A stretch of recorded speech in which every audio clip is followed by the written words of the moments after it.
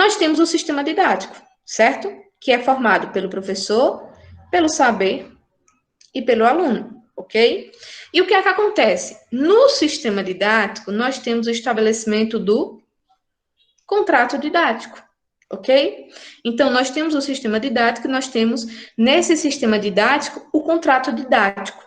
Mas o que foi a reflexão que eu tive inicialmente? Lembra o que foi que eu falei para vocês no início? Eu disse, entenda, o contrato didático potencial é um contrato didático presente no livro didático, tá? Então, eu pensei no seguinte, e existe o recurso didático, o livro didático. E no livro didático, nós temos o contrato didático potencial, tá certo? E o que foi que eu refleti com vocês? O livro didático, ele está relacionado ao sistema didático, porque ele possui relação com o saber, com o professor e com o aluno. Então, o meu problema de pesquisa, gente, ó, foi esquematicamente isso daqui. Será se o contrato didático potencial que surge no livro didático, ele influencia no estabelecimento do contrato didático que o professor que usa o livro didático, né, estabelece na sala de aula, certo? Então, será se há interferência, né, relação entre esses dois contratos? O contrato didático, há aproximações e distanciamentos entre o contrato didático potencial, que se institui no livro didático, e o contrato didático que é estabelecido ali na sala de aula, certo? Quando o saber realmente está em cena. Então, dessa maneira, o meu problema de pesquisa foi: quais as relações entre o contrato didático potencial e o contrato que é estabelecido no livro didático? Ele influencia o contrato estabelecido na sala de aula quando o professor realmente faz a abordagem desse assunto? Será se há influência desses dois contratos, certo? Então, o cerne, o meu problema de pesquisa, dessa minha questão norteadora em analisar quais relações existiam entre esse contrato, certo? Quais eram as relações? Será se eles se aproximavam ou eles se distanciavam, tá? Então, os meus objetivos de pesquisa foram os seguintes: analisar as relações entre o contrato didático potencial proposto na abordagem do livro didático e o contrato didático estabelecido entre professor e alunos quando se tem o saber, função, afim em cena, certo? Então, esse foi o meu objetivo geral. Então, olha, gente, eu vou explicar uma coisa agora de um cunho mais metodológico. Não explicar, só citar. Uma coisa que eu aprendi com Diógenes, que é o seguinte, gente, ó, a diferença do problema de pesquisa. O que é o problema de pesquisa? É a minha questão norteadora. Então, é o questionamento que vai guiar a minha inquietação. Qual era a minha inquietação? Saber se existe relação entre esses dois contratos, certo? Então, olha a forma de escrita. Quais são as relações entre o contrato didático, toda essa escrita, né? E olha o meu objetivo geral: analisar as relações entre o contrato didático proposto na abordagem do livro didático e o contrato didático estabelecido na sala de aula. Então, veja, do meu problema de pesquisa para o meu objetivo geral, eu só mudei o quê? Eu só mudei a forma de escrita, certo? Então, o meu objetivo geral é a maneira afirmativa, né, do meu problema de pesquisa. Meu problema de pesquisa é um questionamento, é uma interrogação. Então, do meu problema de pesquisa para o meu objetivo geral, eu só mudo a forma de escrita, certo? Ok? Bem, então eu tenho aqui o meu objetivo geral. Meu objetivo geral era esse, era analisar as relações, tá certo? Então, o que é que eu tenho que fazer para analisar as relações? Eu quero estabelecer as relações entre o contrato didático potencial e entre o contrato didático, tá certo? Então, o que é que eu teria que fazer? Eu peguei esse meu objetivo geral e saí quebrando ele em etapas. Então, se eu quero analisar as relações que existem entre o contrato didático potencial e o contrato didático, primeiro, eu preciso conhecer quem é esse contrato didático potencial. Não é isso? Se eu quero comparar duas coisas, minha gente, se eu quero analisar as relações que existem entre duas coisas, eu preciso conhecer essas coisas individualmente. Então, o meu primeiro objetivo específico foi caracterizar o contrato didático potencial presente na abordagem do livro didático. Então, a primeira coisa que eu fiz foi conhecer esse contrato didático potencial que existia no livro didático, certo? Foi o meu primeiro objetivo geral. O segundo, lembra, eu tenho que conhecer os dois contratos. Então, eu já conheci o contrato didático do livro didático, eu preciso agora conhecer qual é o contrato didático estabelecido no professor, com o professor, né? Ali na sala de aula. Então, o que eu fiz? Caracterizar o contrato didático estabelecido entre professor e alunos de uma turma do primeiro ano do ensino médio. Então, os meus dois primeiros objetivos específicos foi analisar separadamente cada um desses contratos. Mas meu objetivo geral queria analisar as relações entre eles, certo? Então, eu quero analisar qual é a relação que existe entre esses dois contratos. Então, nesse sentido, veio o meu terceiro objetivo específico, que foi analisar as aproximações e os distanciamentos entre esses dois contratos didáticos, entre o contrato didático potencial e entre o contrato didático estabelecidos entre professor e aluno na sala de aula, certo? Então, olha, perceba aqui qual é o, digamos assim, né, o enredo metodológico que se dá. Ele tem um objetivo geral maior, que é analisar a relação entre esses dois contratos, o do livro e o da sala de aula, e eu quebro esse objetivo maior em objetivos menores, certo? Se eu quero analisar a relação entre os contratos, eu preciso conhecer eles individualmente. Então, foi o que eu fiz no meu objetivo específico 1 e no meu objetivo específico 2. Mas eu quero analisar relações. Então, eu tenho que ter um terceiro objetivo específico para estabelecer essas relações, certo? Para fazer com que eu coloque os dois ali, com que eu compare, tá? Então, daí que vem essa necessidade de analisar as aproximações e distanciamentos entre os dois contratos, tá certo? Ok, gente. Querem fazer algum comentário nessa parte? Pessoal, então eu vou seguindo. Qualquer coisa vocês vão colocando. Alguém quer falar? No caso, Kessia, então o objetivo geral seria tipo como se fosse o problema de pesquisa, só que sendo mais específico, né? Você vai ser Ó, mais específica no objetivo geral.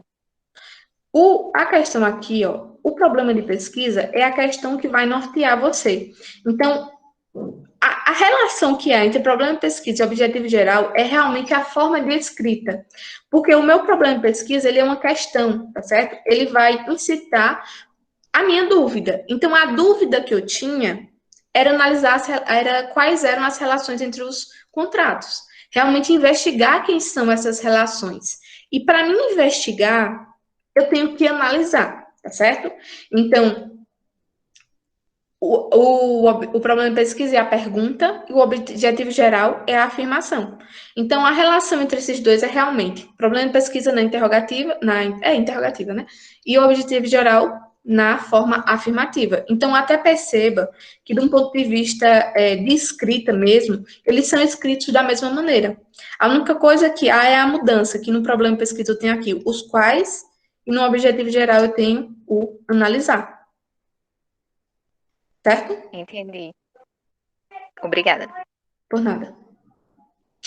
Bem, gente, então, esse aqui foi o contexto da minha pesquisa, o contexto inicial.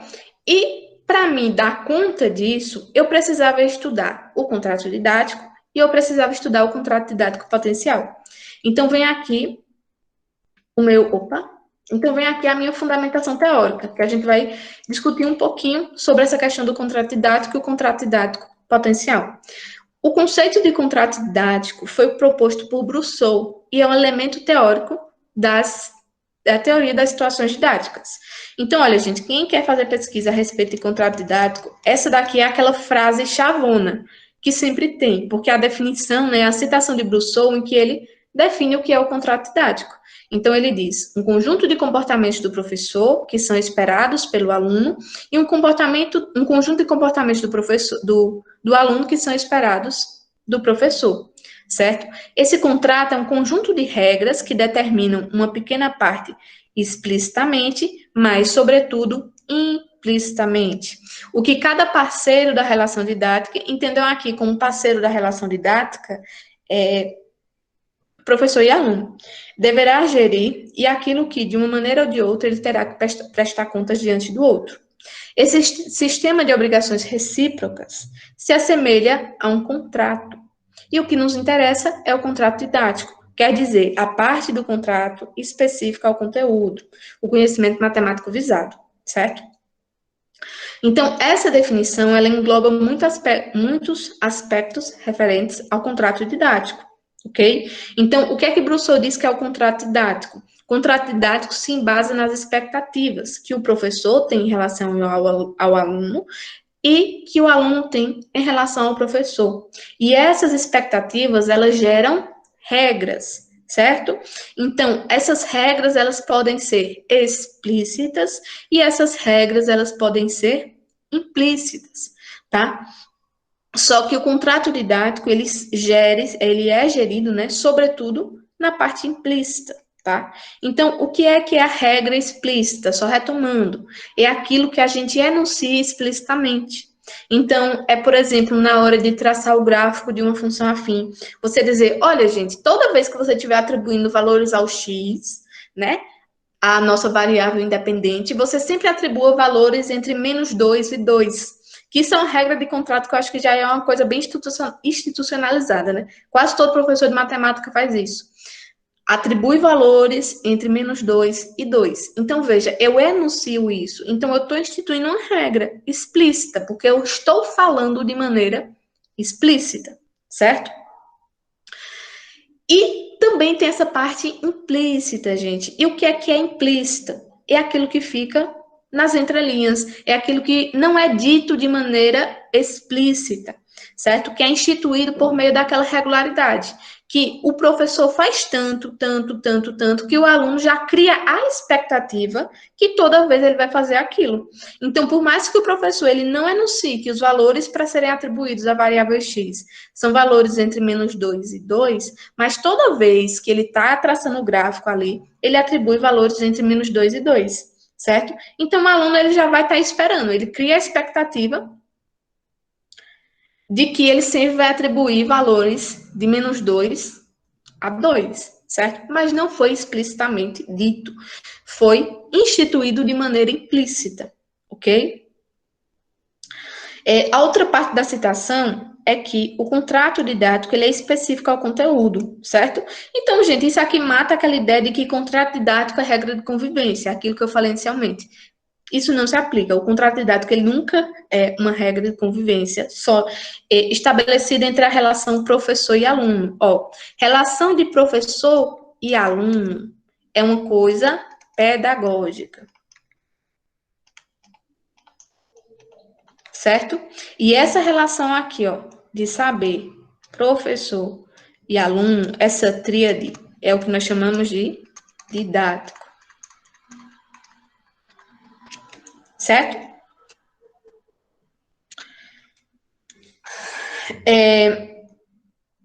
Bem, gente, então, aqui só algumas menções, né? Poxa, só um minuto, gente, que eu tô... Voltando aqui, certo, gente? Então, com relação à relação didática, é dito o seguinte, que a relação didática é a assimetria entre professor e alunos estabelece-se, né, a partir da assimetria entre professor e aluno. Então, eu vou refletir com vocês só o que significa essa assimetria que Brito de Menezes, né, que é Ana Paula, fala. Gente, quando se fala que a relação didática, ela se estabelece a partir da assimetria entre professor e aluno, quer dizer o seguinte, que inicialmente o professor ele está com uma relação mais forte com o saber, tá certo? Só que tudo isso que eu estou falando aqui, gente, diz o professor ser detentor do saber, o professor estar mais próximo do saber, não leva para um sentido tecnicista. São denominações da própria teoria, no sentido que é o professor que está ali organizando a situação didática para que o aluno ele vá se apropriando do conteúdo, certo? Então, inicialmente, quando a gente inicia, né, quando o professor ele começa a ali relacionar com o saber, né, ele possui uma relação mais forte. Por quê? Porque ele está ali organizando a relação didática. E à medida que o contrato didático ele vai evoluindo nessa relação didática, o aluno também vai criando como eu posso dizer, uma relação com o saber, porque ele vai se apropriando. Inicialmente, o saber é algo que ele não conhece, certo? Mas, com o passar do tempo, ele vai se apropriando, ele vai, como eu posso dizer, ele vai se apropriando, ele vai criando uma relação dele com o saber. Por quê? Quando a gente começa a trabalhar com determinado conceito, quando a gente começa a organizar determinada situação didática, qual é o nosso objetivo final? Que o aluno, no final, ele tenha construído algum conhecimento a respeito do saber. Então, essa assimetria vem nesse sentido, que inicialmente o professor, ele é ali meio que o único, né, que possui relação com o saber, certo? Porque ele está ali na função de organizador. E com o passar do tempo, o aluno ele também vai criando uma relação com o saber, certo? Porque ele constrói determinados conhecimentos a respeito desse saber. Bem, pessoal, então, assim, essa discussão que eu tracei para vocês foi a respeito do contrato didático, só para vocês elucidarem, né, alguns conceitos importantes a respeito do contrato didático. Então, agora a gente vai falar um pouco sobre o contrato didático potencial, tá certo? Então, deixar claro, essa denominação, contrato didático potencial, foi um termo que eu e meu orientador, a gente adotou. Então, foi algo que, entre aspas, a gente criou. Essa questão, essa discussão, né, do contrato didático potencial. Então, qual foi a inspiração para a gente abordar, né, trazer essa discussão a respeito do contrato didático potencial? A gente se inspirou em alguns estudos, certo? Um foi um estudo francês, de Bessotte e Litois, e outro foi o estudo de Rosa dos Santos, que, para quem conhece, a professora Marilene Rosa, tá? E o que é que esses estudos, eles diziam? O que é que eles faziam, né? Eles analisavam a presença de determinados tipos de conteúdo, de problemas na abordagem dos assuntos. No caso do estudo francês, foi o assunto de raiz quadrada, se eu não me engano. E no caso de Marilene, foi a área do paralelogramo. Então, o que foi que esses estudos eles fizeram? Eles observaram que o livro didático ele estabelecia alguns padrões com relação à abordagem de problemas relacionados àqueles assuntos. Então, vou citar aqui o caso do exemplo de Marilene, que ela trabalhava com a área do paralelogramo. Então, muitas vezes o livro ele utilizava o paralelogramo, né, quando aparecia a figura no problema, como abordado em uma única posição, a posição prototípica. Tá? Então, elas analisaram essas regularidades, certo? E depois aplicaram um teste invertendo, certo? Mudando, quebrando com essa regularidade. Então, por exemplo, se no livro didático o paralelogramo ele sempre aparecia de maneira prototípica, ela mudou a posição dele para ver como é que seria os procedimentos dos alunos, certo? Então, como resultado dessas pesquisas, né, nos dois casos, as autoras observaram que em determinados momentos o aluno ele não conseguia resolver a questão quando mudava-se essa regularidade do livro didático, ou seja, quando o problema ele era abordado de maneira diferente daquela que era abordada no livro didático. Então, a base, né, para a gente traçar essa discussão foram esses dois estudos. Por quê? O que será que acontece, certo? Esses estudos, eles analisaram essa relação aqui, ó.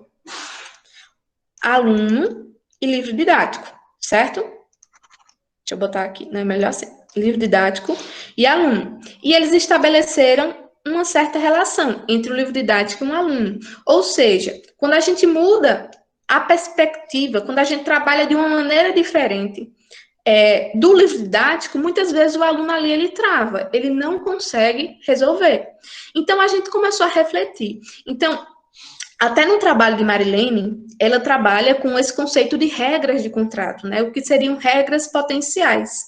Então, é como se o livro didático, a abordagem do livro didático, ela estivesse instituindo regras para o aluno. Então, a maneira como aquele assunto é abordado, ela está instituindo ali uma regra para o aluno, porque quando eu rompo com essa regra, quando eu mudo ela, quando eu mudo essa regularidade, o aluno trava, certo? Então, isso pode ser um indício que o aluno, ele instituiu aquela regra, aquela forma com que era trabalhada no livro didático, certo? Então, a nossa reflexão, minha e de Vladimir, começou disso, certo? Então, esses estudos, eles trouxeram a reflexão de quê? De que existe uma relação entre o livro didático e que o aluno, que a maneira que o livro didático aborda determinado problema pode influenciar na maneira que o aluno, ele resolve os exercícios. E o que a gente refletiu foi o seguinte, vê só que entre o livro didático e o aluno, existe um elemento aqui, ó, existe o professor. O livro didático aqui, enquanto representante do saber, né, a gente quis analisar, ó, qual é a relação que se estabelece aqui, certo? Entre o professor, o livro didático e o aluno. Será se o livro didático ele influencia o professor na hora de as regras do livro didático elas são refletidas na prática do professor? Será se o professor ele absorve essas regras e passa para o aluno? Por isso que há essa relação entre o livro didático e o aluno? Então a gente partiu desse questionamento. A nossa reflexão foi com base nisso.